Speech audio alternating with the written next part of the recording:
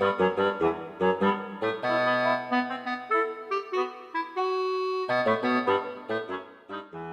joue un maire écologiste,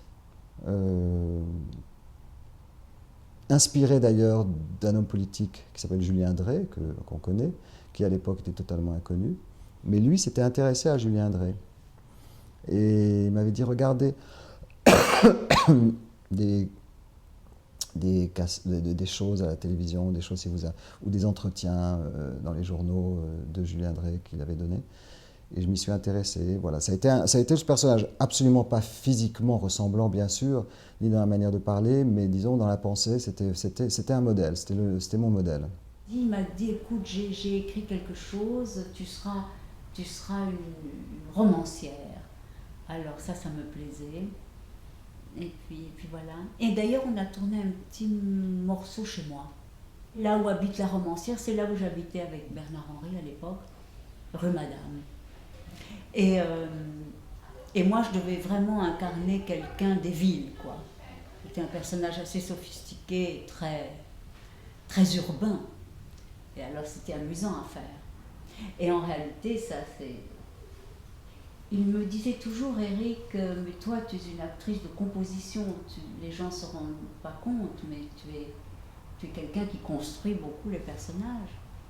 Et là, c'était le cas. Tout le monde a cru que je n'avais jamais vu une salade de ma vie et que j'ai bien leurré mon monde. Il y avait une chose qui était essentielle, en tout cas dans sa trajectoire de metteur en scène, c'est qu'il voulait faire un film politique. À l'époque, il était très écologiste, il l'a toujours été d'ailleurs, et c'est son seul film politique, et son dernier, et son premier et son dernier, et il le revendiquait comme tel. On était au tout début des objets nomades, c'est-à-dire que les gens commençaient à pouvoir travailler, c'était le début des ordinateurs. Et il y avait cette idée qu'on peut vivre à la campagne aussi. Et il y avait toutes ces interrogations sur la modernité à travers ce conte un peu qui était en même temps un conte de La Fontaine, le rat des villes et le rat des champs, et ces oppositions de personnages. C'est un film que j'adore.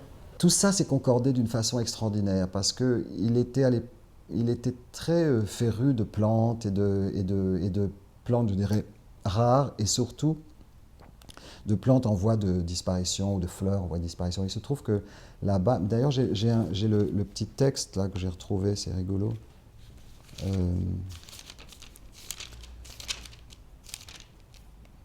Vous voyez, là-bas, il y avait dans cette région, dans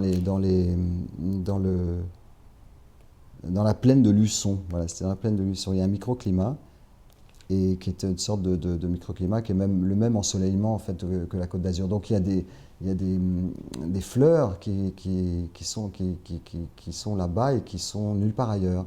Et il y a une fleur dont Eric était fou, il adorait et on la revoyait et moi, bêtement, tout d'un coup, je me disais, tiens, je vais l'accueillir. Non, il hurlait en disant, surtout ne cueillez pas cette fleur.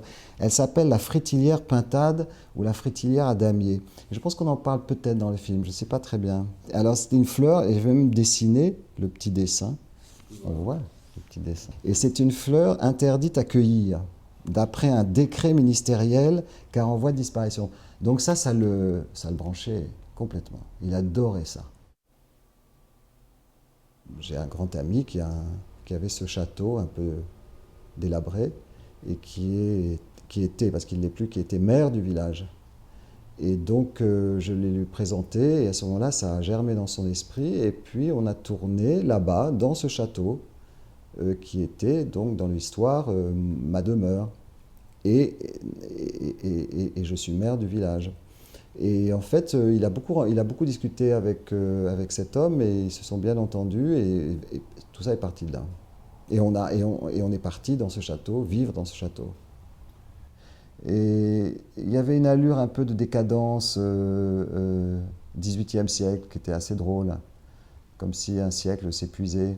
Et parce que en même temps, il y avait des très beaux objets, un peu imposant, il y avait de l'argenterie, et en même temps les murs tombaient en ruine. Enfin, il y avait un côté assez décadent qui était très inspirant.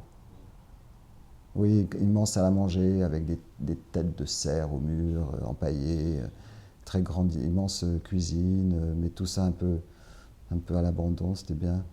Et les chambres avec des lits complètement défoncés. C'était très sympathique comme tournage, hein, vraiment. Et puis alors le fait aussi qu'il y ait une minuscule équipe, ça aide énormément. Ça va vite, on va très vite. Lui, déjà, il détestait les repas, tout ce qui était installé, perdre du temps à boire du vin et à s'installer pour déjeuner devant un bœuf bourguignon, c'était pas du tout son genre. Son genre, c'était des petits gâteaux secs achetés à prix unique et du thé. Et donc là, on était tous dans une maison, et il y avait une cuisinière avec des poules et des œufs du jardin et tout ça, donc c'était super. On mangeait comme ça, un peu n'importe comment, mais c'était très bon, c'était la campagne. C'est un film qui a coûté, je crois, à l'époque, 500 000 francs. Personne n'était payé. Donc ça veut dire le deal avec Rohmer, c'était que on fasse le film en fonction de nos emplois du temps. Il avait écrit une scène entre Fabrice Lucchini et moi. Fabrice qui jouait l'instituteur et moi le maire. Et en fait, cette scène n'a jamais été tournée car on n'a jamais trouvé le temps, le créneau entre l'emploi du temps de Fabrice et le mien. Donc c'est une scène qui n'a jamais été faite. Et c'était ça, c'était un film où on n'était donc pas payé, et on était payé après, à la vente du film.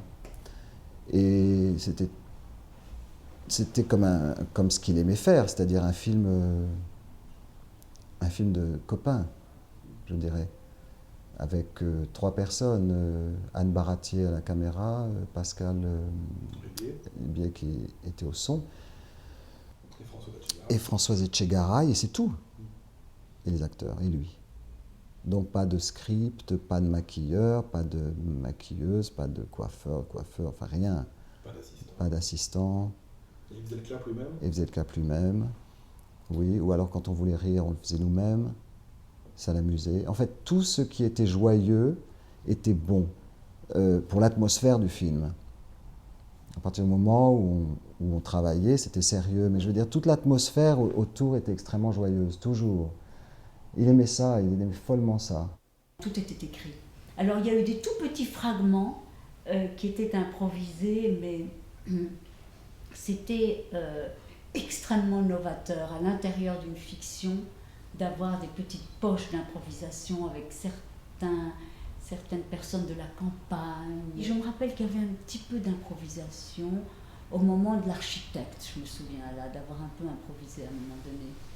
Du fait même que les scènes, on les tournait en fonction de notre emploi du temps. Dans le fond, on avait des journées qui n'étaient pas forcément très longues, donc on avait le temps de répéter. Et puis c'était bien de répéter aussi. C'était quand même, ne serait-ce que pour se mettre ce texte dans la tête, même si on avait essayé de l'apprendre, on l'avait appris, mais c'était toujours bien de répéter. Et puis pourquoi on répète aussi? Parce qu'avec Rohmer, on fait une prise.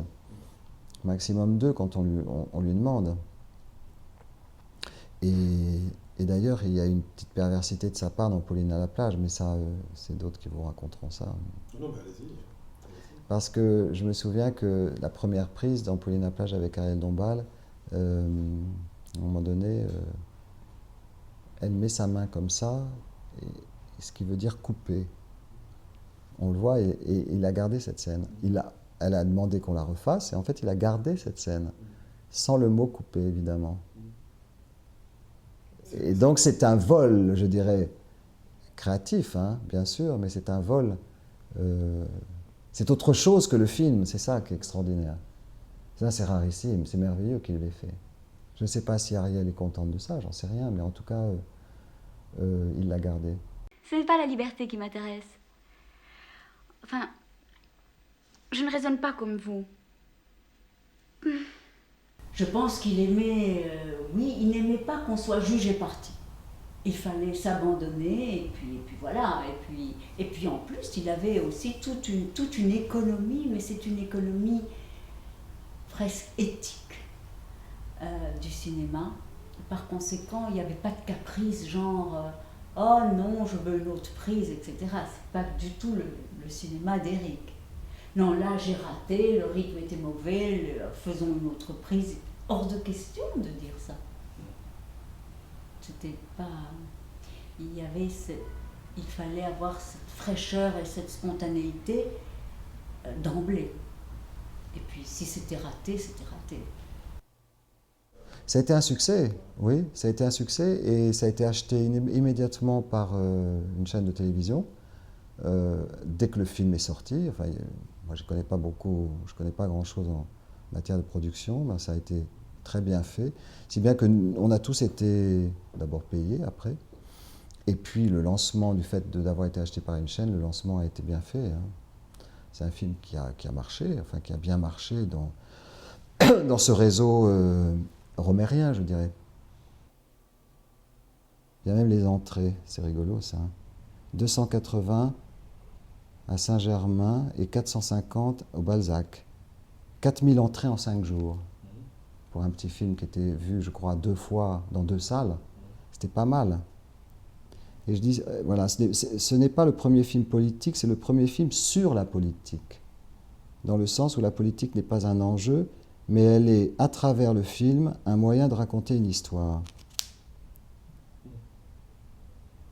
La façon dont filme Éric Rohmer permet de mettre en avant la simplicité du discours politique, comme toute forme de discours. Tous ces gens qui ont chacun un point de vue sur la politique française sont crédibles dans leur discours. Bon, voilà, c'est des petites choses.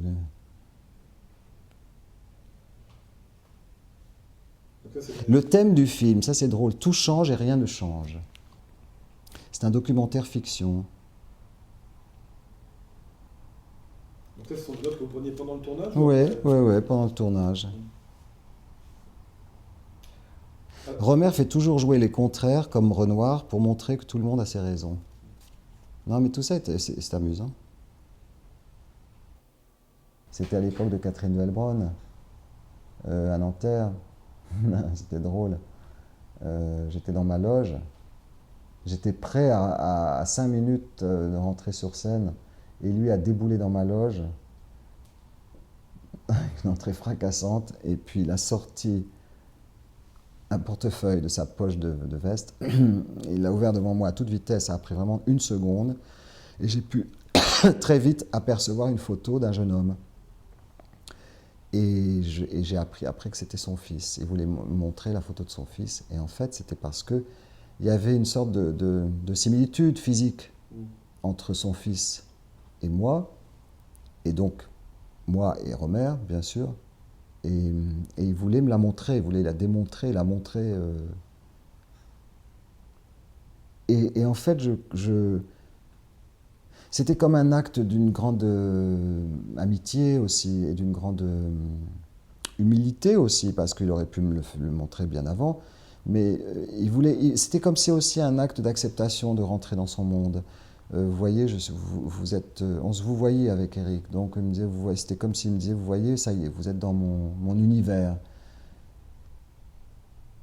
Et j'ai été tellement touché par ça, c'est assez bouleversant quand même, parce que lui était un homme tellement secret sur sa famille. Vous savez que de tout le temps où je l'ai connu jusqu'à sa disparition, j'ai jamais connu sa femme, j'ai jamais rencontré sa femme, et sa femme, je l'ai croisée à son enterrement. Tout le monde savait qu'il avait deux vies.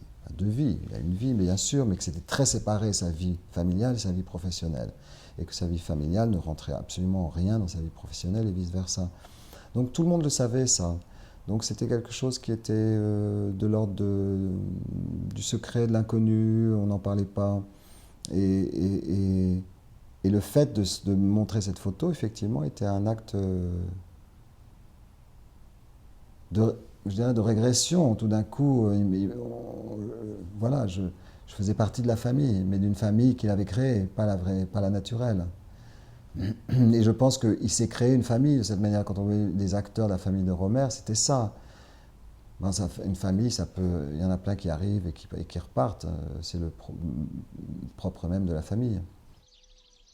Nous serons toujours en vacances, tout en produisant l'abondance. Quelle chance! d'avoir trouvé la solution pour les nouvelles générations.